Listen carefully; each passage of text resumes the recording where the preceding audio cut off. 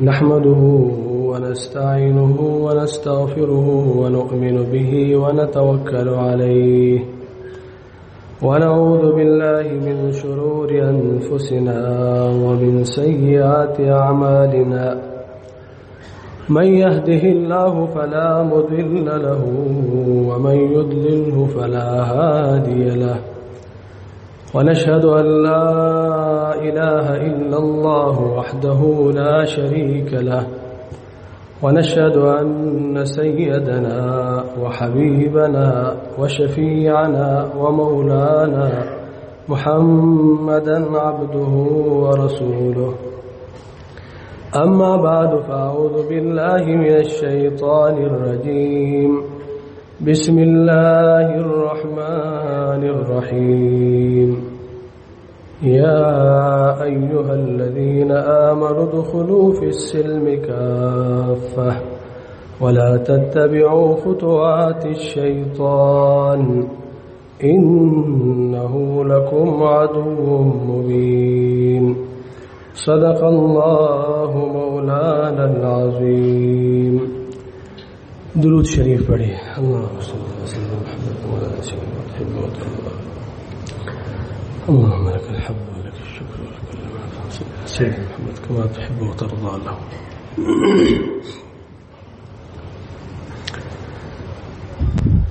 معزز سامعین، علماء کرام، مشائخ اعظام اور میرے مسلمان بھائیوں، الحمدللہ اللہ تعالی جل جلالہ کا لاکھ لاکھ شکر ہے کہ ہمیں اس مبارک مجلس میں اور اس مبارک اجتماع میں اور اس مبارک مجمع میں بیٹھنے کی توفیق عطا فرمائی، جہاں علماء کرام، حفاظ، مشائخ، اہل اللہ، صلحاء کثیر تعداد میں موجود ہے. یہ اللہ کا فضل ہے. کربوغ شریف یہ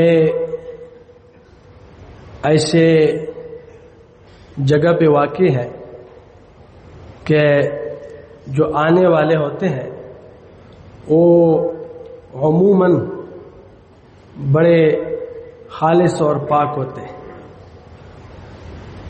اس کی بنیادی وجہ یہ ہے کہ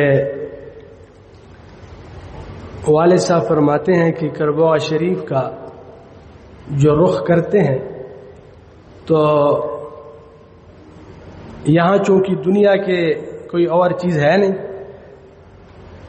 کہ وہ اس کی نیت کرے کہ کوئی بڑی بازار ہے، منڈی ہے، کوئی اسپتال ہے.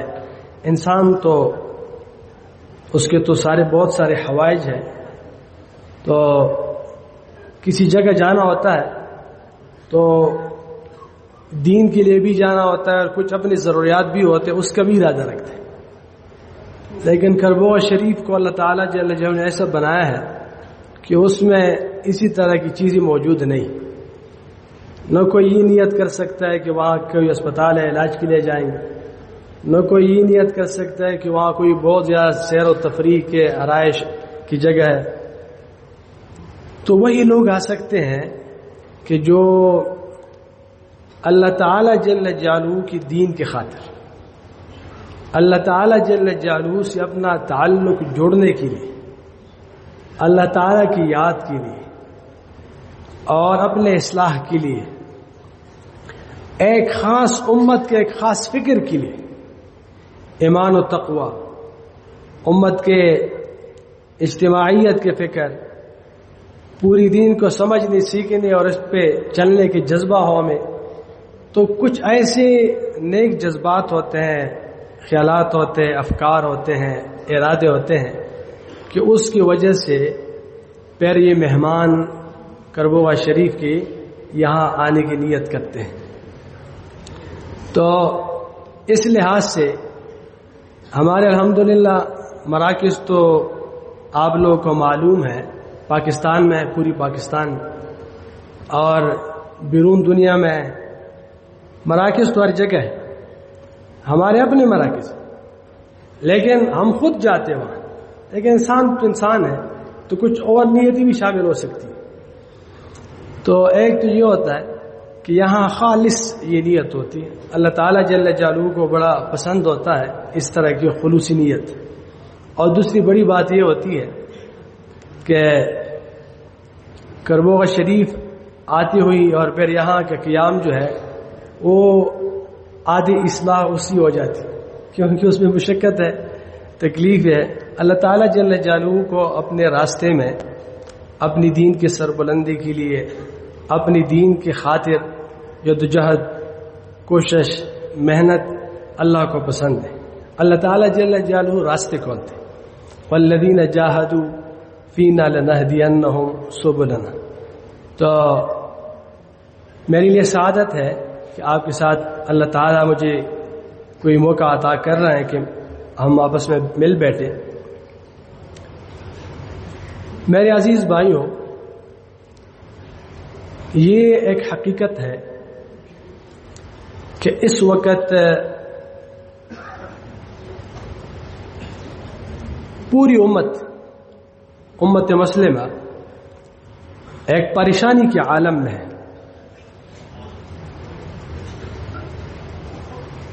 اور فکر مند لوگ، دیندار لوگ، وہ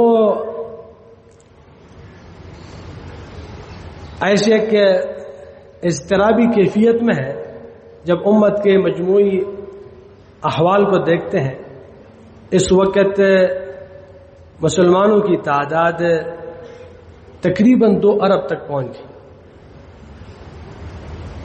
2 ارب بہت بڑی تعداد ہے، بہت بڑی تعداد ہے۔ 2 ارب تک کوئی امت پہنچ جائے اور مسلمانوں کے پاس اور مسلم ممالک کے پاس ہر قسم کے وسائل، اللہ تعالیٰ جل جلالہ ایسے مسلمانوں کے جو ممالک ہے، جو حکمران ہے، ان کی جو اللہ تعالیٰ نے جو زمینی اور خطے عطا کی ہے، وہ ہر قسم کے وسائل سے، معدنیات سے، ہر چیز سے منعمد، کسی چیز کی کمی نہیں۔ باوجود اس کے آپ ایک نظر دوڑائیں، بلکہ آج کل تو دوڑانے کی بھی ضرورت نہیں ہے، ہر وقت یہ فکر غالب رہتی ہے ہر کسی پر کہ مسلمانوں کی بے بسی کا کیا حال، عوام کی کیسے بے بسی کا ایک عالم ہے، اور حکمرانوں کی بے حسی کا کیا عالم ہے۔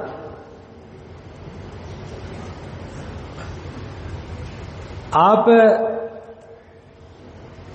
ابھی جو پوری امت مسلمہ کی سینے پر تازہ زخم ہے فلسطین اور غزہ کا، آپ دیکھیں کہ ایک چھوٹی سی ریاست ہے،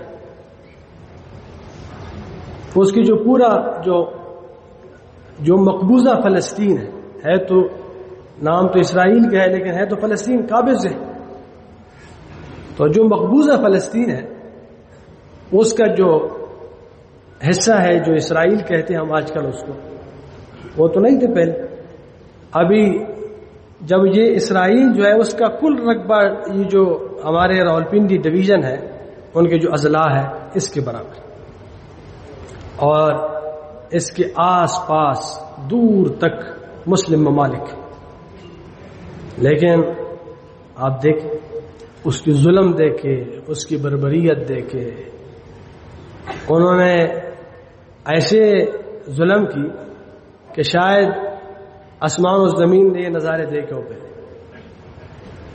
کہ ایسے لوگ بھی ہو سکتے۔ آپ دیکھیں غیر مسلم حکمران ہیں، یہ باتیں تو آج کل سب سامنے آتی ہے۔ کولمبیا کا جو صدر ہے غیر مسلم، وہ یہ کہتا ہے کہ ہمیں سمجھ نہیں آتا کہ ان لوگوں کے اپنے بچے ہیں یا نہیں، یہ روبوٹ سے بنے یہ کیا ہے، کہ اس کو بالکل سمجھ، اس کو اس چیز کا کوئی احساس نہیں ہوتا، ادراک نہیں ہوتا کہ بچے مر رہے ہیں، بھوک سے مر رہے ہیں اور تکلیف میں۔ لیکن آپ اندازہ لگائیں کہ اتنی بے بسی کا عالم اور حکمرانوں کی اتنی بے حسی کا کوئی عالم اور کوئی دور، یہ پوری تاریخ انسانیت کا مطالعہ کر کے آج تک دیکھے اسی طرح نہیں ہوا۔ کوئی ایک تاریخ ایسا نہیں اسی تاریخ میں کہ مسلمانوں کسی امت کے تعداد 2 ارب تک پہنچ جائے، اور 2 ارب کے بعد اس کے ضعف، اس کی کمزوری، اس کی محکومیت، اس کی مغلوبیت، اس کا یہ حال ہو۔ تو یہ ہم سب کے لیے ہے اور کل وقتی پریشانی کے باعث ایک امر ہے۔ لاؤڈ اسپیکر اس کو کم کریں آواز کو۔ تو یہ کل وقتی مسئلہ ہے۔ اللہ تعالیٰ جل جلالہ قادر مطلق ذات ہے، اس کائنات میں اسی کے فیصلے چلتے ہیں۔ ہم سب مسلمان ہیں الحمدللہ، ہمارا ایمان ہے، ہم مایوس نہیں ہوتے۔ مومن کیسے مایوس ہوتے؟ لا تیأسوا من روح اللہ انہ لا ییأس من روح اللہ الا القوم الکافرون۔ کافر نہیں مایوس ہو سکتے۔ جس کا اللہ تعالی جل جلالہ کی طاقت پر، اس کی قدرت پر اور اس پر یقین ہے، ایمان ہے کہ مدبر السماوات والارض، اس آسمان اور زمین میں جو ارادہ ہے وہ کون ہے؟ وہ جو چلانے والے اللہ ہے، اور اس پوری کائنات کی تدبیر کرنے والے وہ ہے، اس کائنات کو قائم دائم رکھنے والے وہ ہے۔ تو وہ اگر کسی کا یہ ایمان مضبوط ہو، وہ اگر پوری اس دنیا میں پوری دنیا اس کے خلاف ہو جائے تب بھی وہ مایوس نہیں ہو۔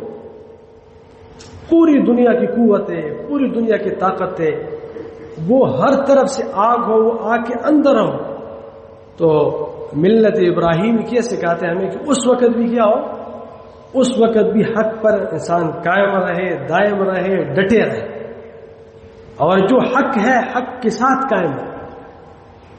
اور اس عین کہ جب نمرود کی آگ ہر طرف ہو، عین اس وقت بھی اس کا اللہ پر یہ ایمان ہو کہ یہ گلزار بن سکتا ہے۔ یہ جو ماحول ہے اللہ تعالیٰ جل جلالہ اس کو کیا بنا سکتے ہیں؟ قُلْنَا يَا نَارُ كُونِي بَرْدًا وَسَلَامًا۔ تو دیکھیں ہم تو الحمدللہ مسلمان ہیں، مسلمان مایوس تو نہیں ہوتے۔ ہاں مسلمان اللہ تعالیٰ جل جلالہ کے کلام سے رہنمائی ضرور لیتے ہیں۔ اسی طرح کی احوال اور اسی طرح کی پریشان کن مختلف قسم کی امتوں پر مختلف ادوار میں احوال آئے۔ اس امت پر بھی احوال آتے۔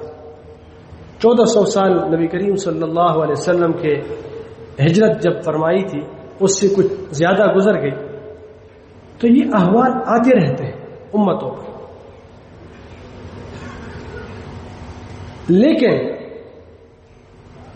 اللہ تعالیٰ جل جلالہ نے اپنے کلام میں ہمیں ہر چیز کے بارے میں رہنمائی فرمائی۔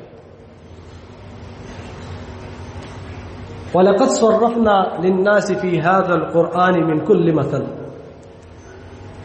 اللہ تعالیٰ جل جلالہ نے ہمیں بتایا ہے، راستے سکھائے ہیں، اپنی سنت کے بارے میں بتایا ہوتا ہے کہ سنت اللہ کیا ہے، امتوں کے ساتھ میرے معاملات کیسے ہوتے ہیں۔ جب امت بغاوت پہ اتر آتی ہے تو اللہ تعالیٰ جل جلالہ کا سنت کیا ہوتا ہے۔ اللہ تعالیٰ جل جلالہ نے اسی طرح اس امت کی رہنمائی بھی فرمائی کہ حالات آئیں گے، اور حالات آنے کی بھی وجہ ہے اور حالات تبدیل کیسے ہوگی اس کی بھی وجہ ہے۔ تو مایوسی کی تو ضرورت نہیں ہے۔ ہاں ہم اس طرف متوجہ ہو کہ اللہ کے کلام نے ہمیں جو رہنمائی فرمائی ہے کہ امت اس طرف توجہ کرے۔ اللہ تعالیٰ جل جلالہ اپنے عظیم کتاب کلام اللہ میں، قرآن مجید میں اللہ تعالیٰ جل جلالہ فرماتے ہیں ان اللہ لا یغیر ما بقوم حتی یغیروا ما بانفسهم۔ اللہ تعالیٰ جل جلالہ کسی امت کے، کسی قوم کے اس کے احوال نہیں تبدیل کرتے کہ اس کے ایک اچھی حالت ہے اور اس پر کیا ہو، اس پر ذلت مسلط ہو جائے۔ اللہ تعالیٰ جل جلالہ کے نعمتوں میں رہتے ہیں، اس سے وہ ساری نعمتیں چھین لیں، اس طرح نہیں کرتے حتی یغیروا ما بانفسہم۔ لیکن جب انسان اور مسلمان یہ خود تبدیل ہوتے ہیں تو حالات تبدیل ہوتے ہیں۔ اللہ تعالیٰ جل جلالہ وہ جو دی ہوئی نعمتیں ہیں وہ چھین لیتے ہیں اس سے، ان قوموں سے، امتوں سے، افراد سے، اشخاص سے اللہ تعالیٰ جل جلالہ نعمتیں چھین لیتے ہیں۔ اور اگر اللہ تعالیٰ جل جلالہ کسی امت پر اسی طرح کی حالات لے آئیں کہ وہ پر اس طرح کی پریشانی کی حالت میں ہے، تو اس کا علاج بھی یہ ہے کہ وہ اپنے اندر تبدیلی لائیں، وہ رجوع اللہ کریں، اللہ کی طرف متوجہ ہو جائے۔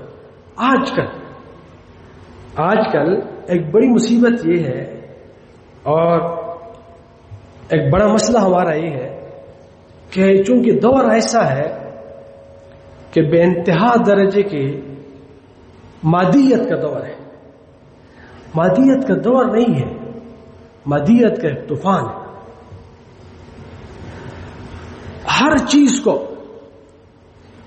ہم دنیا کے ترازو پہ تولتے ہیں، ہر بات کے جو اسباب ڈھونڈتے ہیں اور اس کے جو وجوہ معلوم کرتے ہیں، تو سب سے پہلے نظر اللہ پہ، اللہ تعالی جل جلالہ کی عظیم ذات پہ نہیں لگتی اور اپنے اس کی عظیم کتاب پہ نہیں ہوتی کہ اس کی کیا رہنمائی، بلکہ ہماری جو نگاہ ہے وہ ظاہری جو اسباب ہے اور جو مادیت ہے اس کی طرف جاتی کہ اس کے شاید اس کو مادی برتری حاصل ہے اس وجہ سے۔ لیکن قرآن مجید جو ہمیں بتاتا ہے وہ یہ ہے کہ وجہ مادیت نہیں ہے۔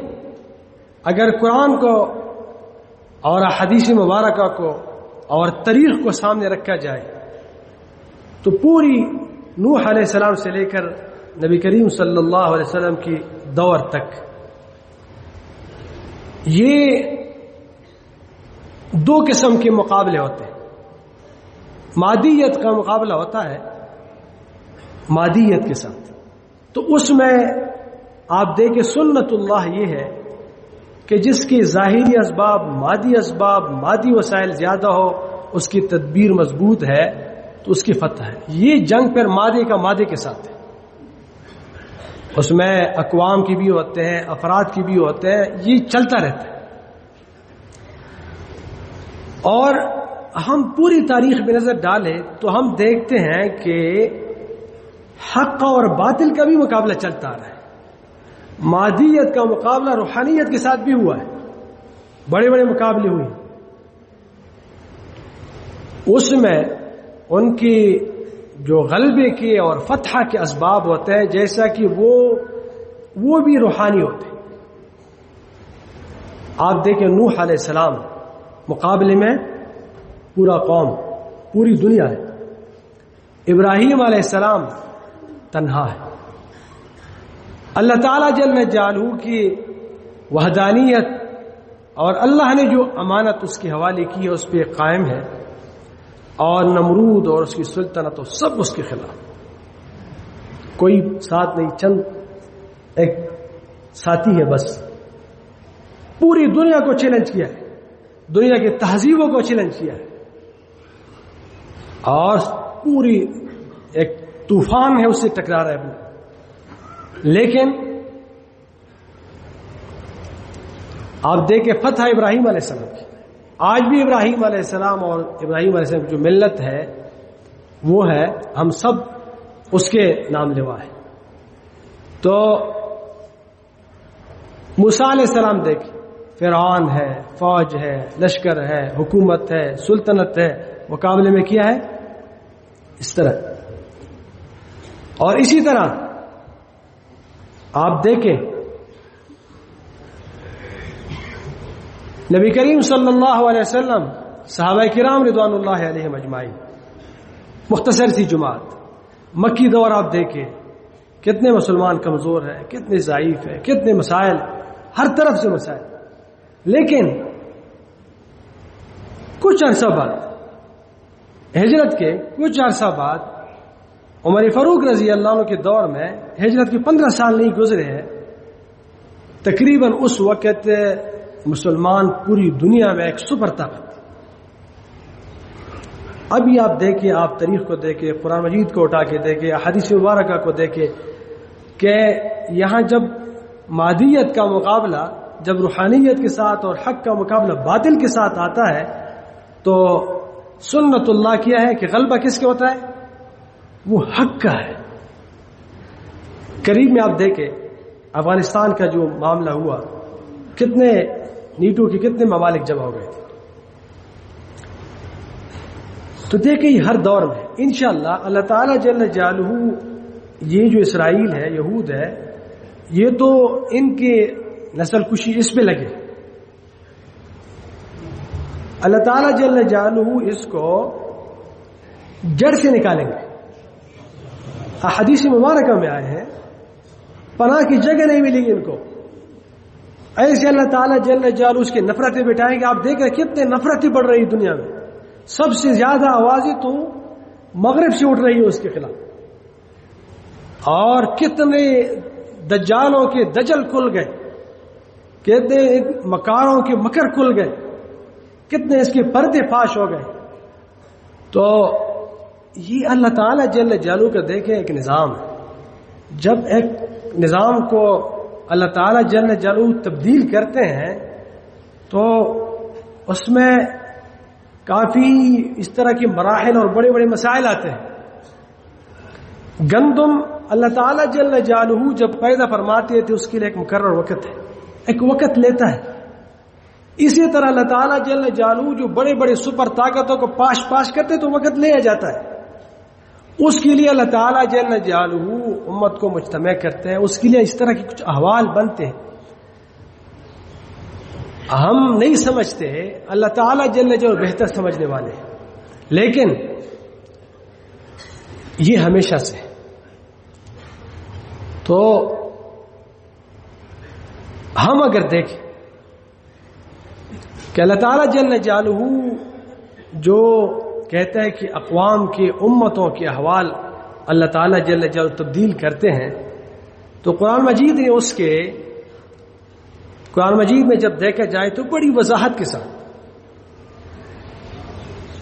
3 بنیادی باتیں عرض کی. سب سے پہلی بات وہ یہ ہے کہ جب مسلمان اللہ تعالیٰ جل جلالہ کا عظیم کلام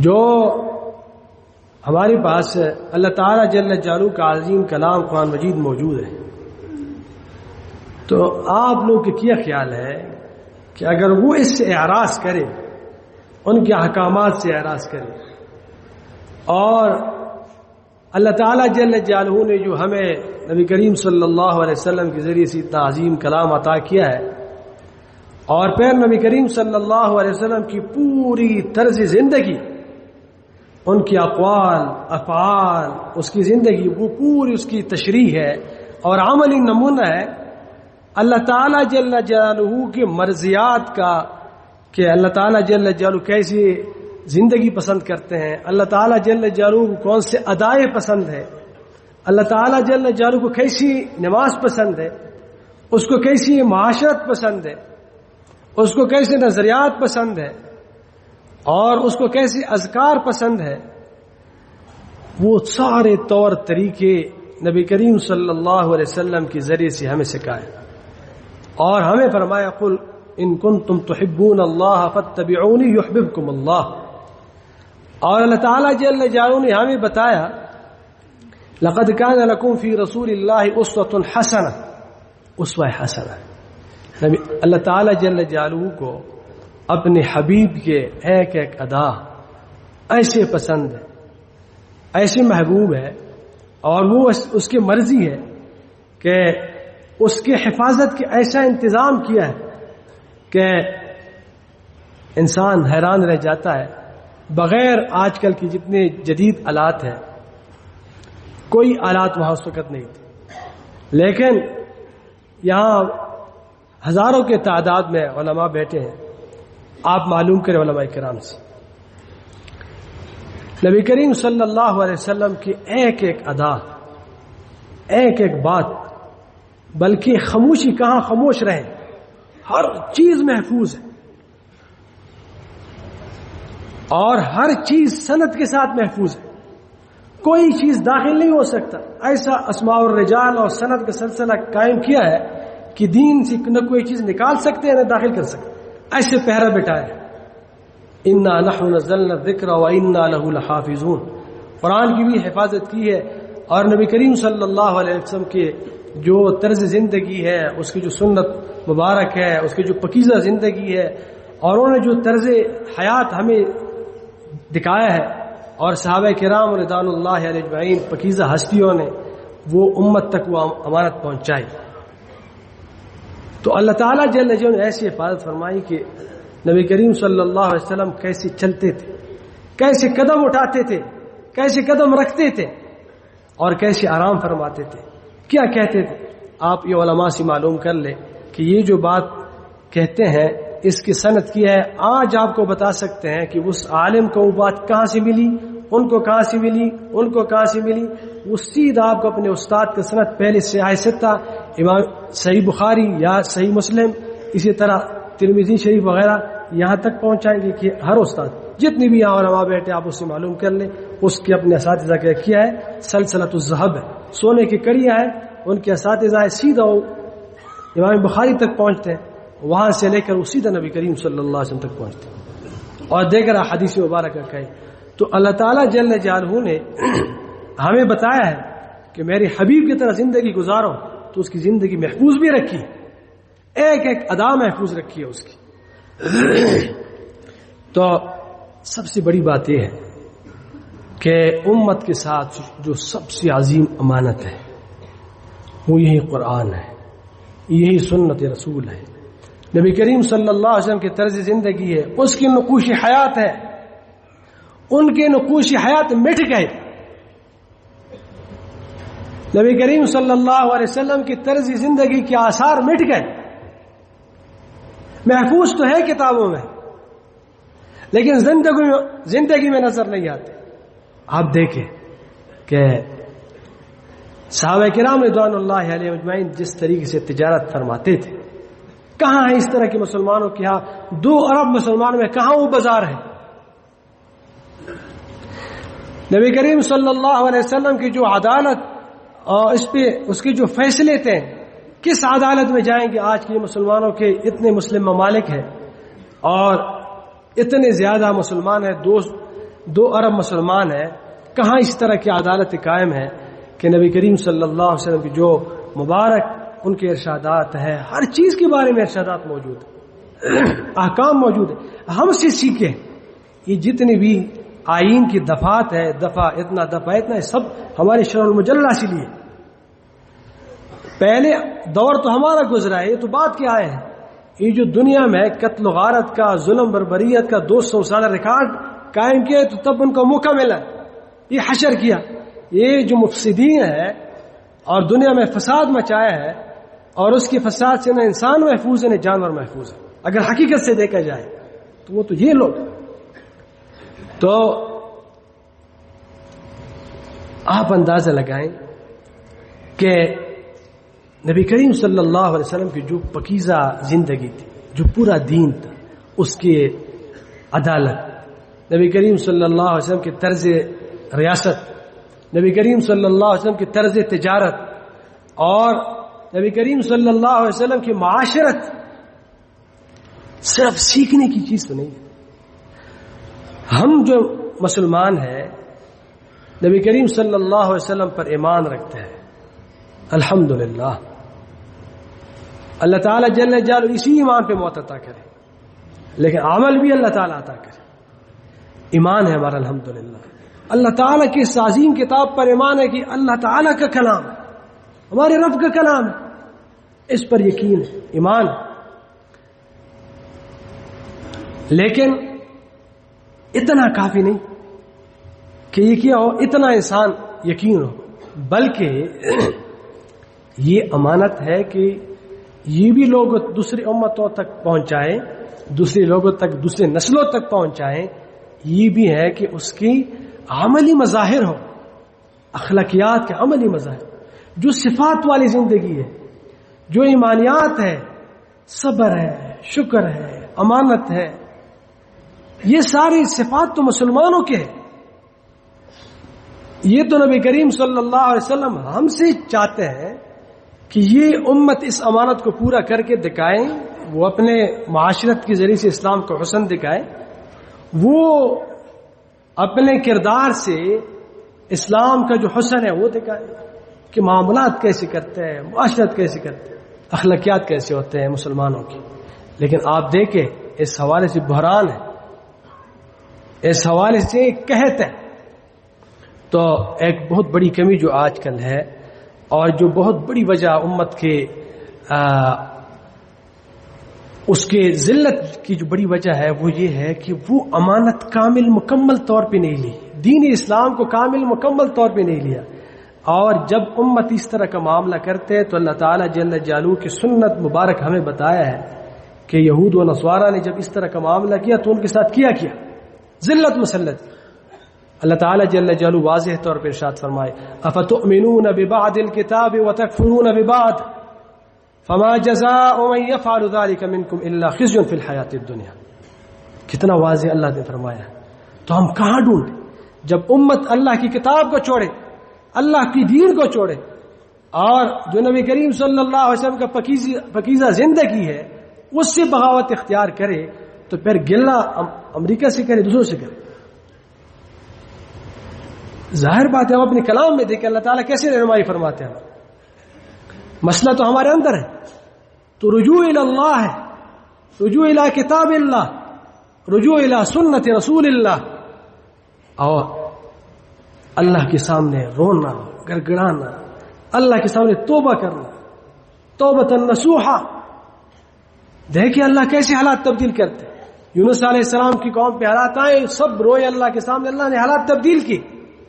اللہ تعالی حالات تبدیل کریں گے، ہم تو اللہ کی دین کی طرف رجوع ہو جائے انشاءاللہ۔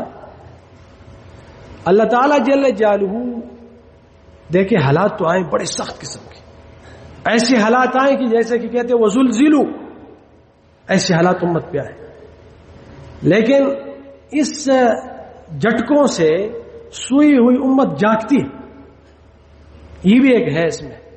ابھی آپ دیکھتے ہیں کافی مسلمانوں میں اگر ایک طرف تکلیف زیادہ ہے تو ایک بڑی دنیا دین کی طرف آ رہا ہے، اور یقین جانیں عین ممکن ہے، بلکہ ہم ڈر لگتا ہے کہ اللہ نہ کرے، اللہ تعالیٰ نہ کرے کہ ایسا نہ ہو کہ ہم اتنے عظیم امانت کے اور اتنے عظیم اللہ کی کلام کے، نبی کریم صلی اللہ علیہ وسلم کی اتنے پاکیزہ اور روشن اس کی طرز زندگی کی یہ امانت کا ہم حق ادا نہ کرے، اللہ دوسری امتوں کو ایسا نہ ہو کہ ایمان کی توفیق دے اور یہ امانت اس سے پورا کرائے۔ اللہ تعالیٰ تو تبدیل کرتے اقوام، وہ تو غنی بادشاہ ذات ہے۔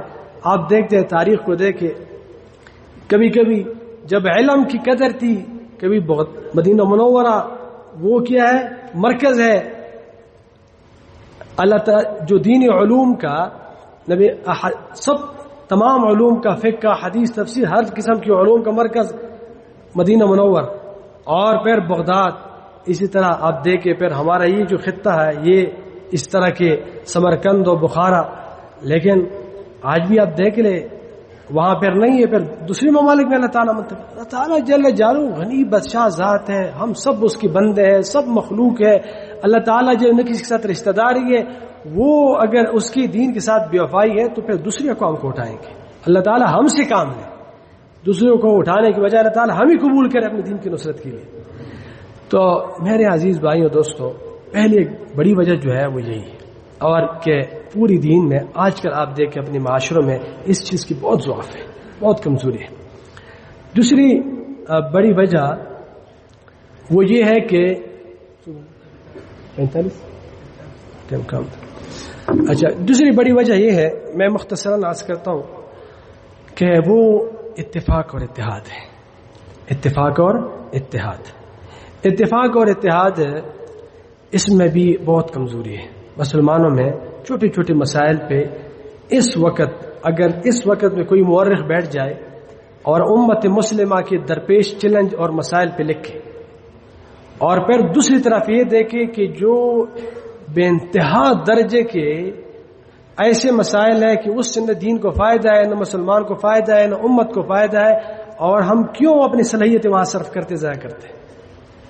تو بعد کے تاریخ والے سرد اگر جو اسلام کے مفکرین ہیں وہ بالکل حیران رہ جائیں گے کہ کیسے کرتے ہیں ایسے حوال میں، یہ تو اتنے چیلنج اور مسائل میں اسلام اتنے مسائل سے، مسلمان اتنے مسائل سے دوچار ہے، ایسی وقت میں اس طرح کے امت کو چھوٹے چھوٹے مسائل، فروعی اختلافات میں الجھنا یا مصروف کرنا، یہ بہت خطرناک بات ہے۔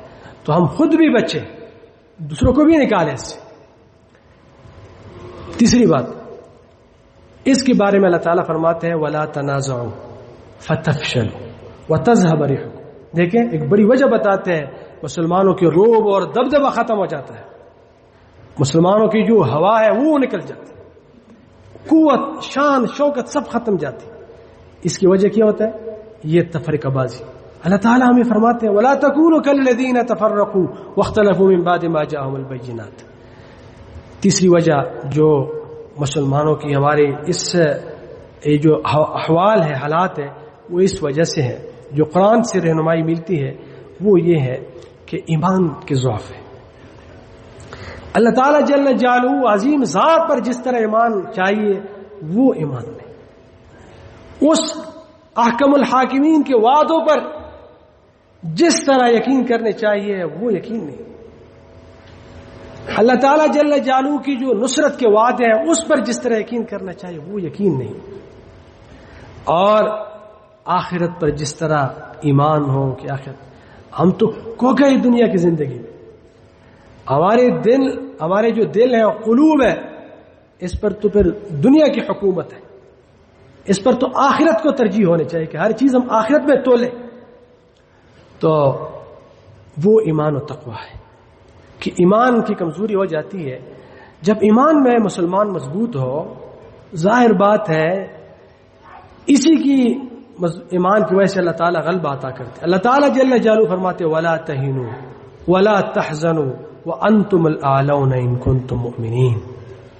تو دیکھیں اللہ تعالیٰ جل جلالہ یہ تین بڑی وجہ قرآن مجید میں عرض کی ہے کہ اس کی وجہ سے امتوں پر یہ جو احوال آتے ہیں وہ بھی اس وجہ سے، اگر ہم اللہ تعالیٰ جل جلالہ کی اس عظیم دین کو جو ہمارے لیے خیر و برکت ہے اس کو لیں، اور آپس میں فروع اختلافات کی بنیاد پہ ہم آپس میں تقسیم نہ ہو، اب وہ ایک تقسیمی کار ہے، اپنا اپنا کام کرے لوگ، اور اپنے ایمان کی ابیاری کی طرف متوجہ ہو، ہمارے عقائد مضبوط ہو، ہمارے ایمان مضبوط ہو، تو انشاءاللہ اللہ تعالیٰ جل جلالہ کی کلام ہے، اللہ تعالیٰ کی نصرت ہوگی، اللہ تعالیٰ جل جلالہ اس امت کو اٹھائیں گے، اللہ تعالیٰ جل جلالہ اس امت کو وہی عزت اور شان و شوکت پھر عطا کرے انشاءاللہ۔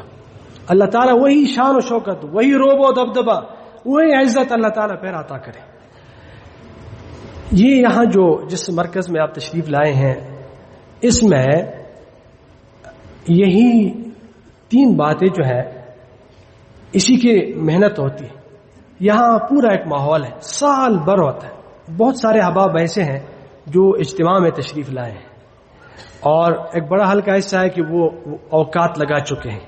الحمدللہ ثم الحمدللہ یہاں اس مرکز دارالایمان میں اس کی فکر ہوتی ہے اور اس کی ایک محنت ہے، اور یہ محنت ابھی سے نہیں ہے، اس محنت کی تقریباً بس 40 سال پورا ہونے والے ہیں، اس کا 40 سال پورا ہونے والے ہیں انشاءاللہ۔ ایک تسلسل سے ایک محنت ہے کہ یہاں ایک خالص ایسا اصلاح و تربیت کا ماحول ہو، ایک اصلاح و تربیت کا ایک ماحول ہو، لوگ آئیں اس میں یہ مقاصد حاصل ہو جائیں، پوری دین کے بارے میں، اتفاق اتحاد کے بارے میں، ایمان کی بیاری، اپنی اصلاح، تزکیہ نفس، تعلق مع اللہ، یہ چیزیں لوگ ایک خرافات سے، دیگر چیزوں سے، نمائشی چیزوں سے باہر نکلے اور یہ جو واقعی ہمیں اس وقت کی ضرورت ہے اس میں اپنی صلاحیت صرف کرے، اس میں اپنی زندگیاں صرف کرے اور اس میں وہ دین کی سربلندی کی محنت کرے. تو اس کے لیے اللہ تعالیٰ جل جلالہ کا لاکھ لاکھ شکر ہے کہ لوگ آتے ہیں اور لوگوں کی زندگیاں تبدیل ہوتی ہیں. مشاہدہ ہے، ہزاروں کی تعداد میں لوگ اوقات لگاتے ہیں، چلے لگاتے ہیں اور بہت خیر لے جاتے ہیں، بہت خیر لے جاتے ہیں. اس وجہ سے اللہ تعالیٰ جل جلالہ نے، اللہ تعالیٰ تو کریم ذات ہے، قبولیت اس کے ہاں ہے، مقبولیت اس کے ہاں ہے. آپ سب اللہ سے مانگے کہ رب العالمین اس کو تا قیامت قبول کرے. دیکھیں بڑے بڑے آباد جگہ ہوتی ہے لیکن جب اللہ تعالیٰ جل جلالہ کا وہ نہیں ہوتا تو ویران پڑ جاتا ہے.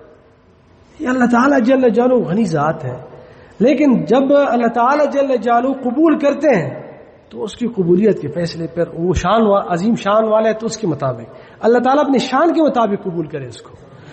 تو اس لیے الحمدللہ پوری پاکستان میں طول و عرض ہر جگہ الحمدللہ اس نہج پہ ساتھی بڑے استعداد والے علماء، اتقیاء، ہر تمام طبقات کے لوگ وہ اس محنت سے جڑے ہیں اور کام کر رہے ہیں اپنے اپنے علاقوں میں.